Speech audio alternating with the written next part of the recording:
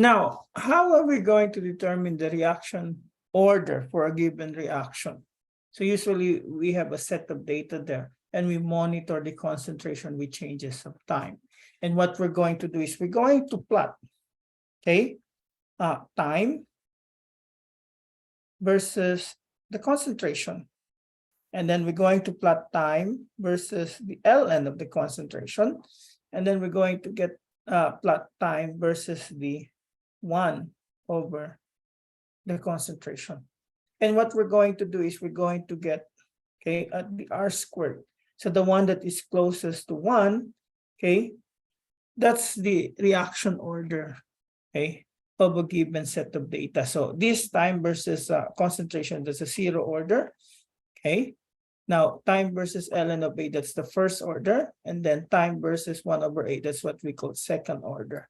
So to accomplish this thing, okay, we need to use what we call an Excel. And I already put here, okay, the numbers that we have there. So as you could see, originally, these are the values that we have. So what I do to convert it to the first order, I just get the ln of whatever value that I have there. Okay, and for the second order, I converted it to the reciprocal 1 divided by 2. And what I do is I plot. Okay, so to show you how it's being done, so I'm going to put this one, insert. So I hope you know how to use Excel. Okay, so I put that one there.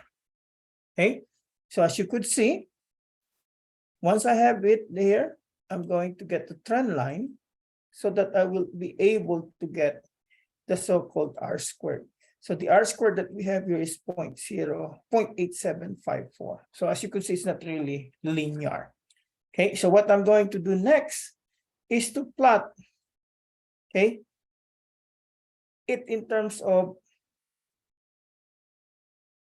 so this is what we call 0 order. So what I'm going to do, instead of a 0 order, I move the y-axis, okay, to this what we call first order reaction. So as you could see, the r squared is much better compared to the 0 order. It's now 0.965.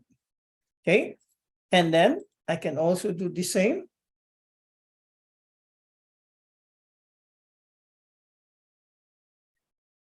This time, what I'm going to do is I'm going to plot it in terms of the second order. So you're going to look at the r squared there.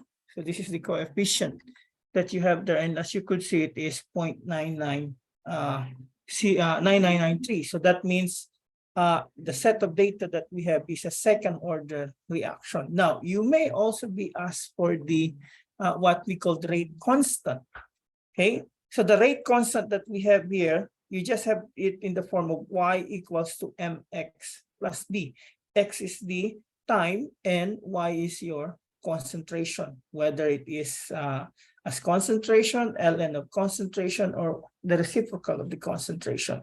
So for the second order here, okay, the rate constant that we have is 0.4958.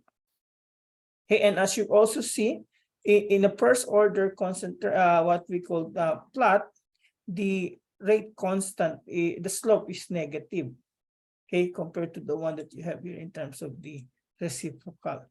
So this is how you determine the rate of the reaction graphically. Okay, so we could say this reaction is second order.